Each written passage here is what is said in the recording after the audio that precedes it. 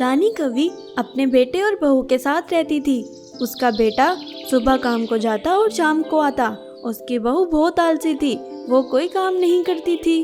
रानी कवि सब घर के काम करती थी। एक दिन रानी कवि ने तंग आके इसको बुलवाया।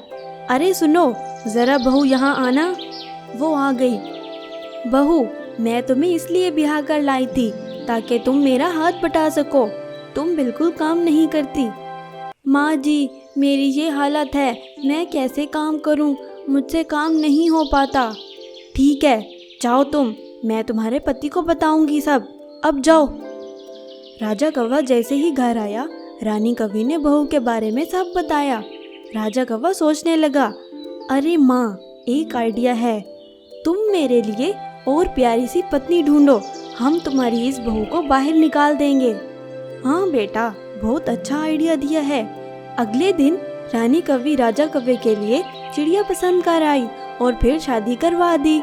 रानी कवि और राजा कौवे ने अपनी पहले वाली बहू को घर से निकाल दिया। उसकी नई पत्नी का नाम सुंदरता चिड़िया था। वो बहुत ही खूबसूरत थी। राजा कौवा उसे बहुत प्यार करता था, उसे घुमाने ले जाता। सुंदरता चिड़िया पेट से हो गई और घर का एक काम भी ना करती। सारे घर का काम अपनी सास रानी कवि से करवाती थी और खुद सारा दिन बैठकर टीवी देखती रहती। फिर रानी कवि सारे घर का काम करती थी।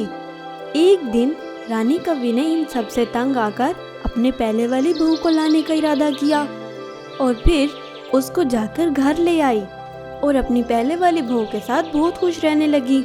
सुंदरता चिड़िया से ये सब बर्दाश्त ना हुआ। वो अपने पति के आने पर उसको सब बताया। अरे जी, आपकी माँ तो उस चुड़ैल को वापस से घर ले आई है। मैं उसे देखना भी पसंद नहीं करती। आप मुझे दूसरा घर लेकर दें, मैं यहाँ नहीं रहना चाहती।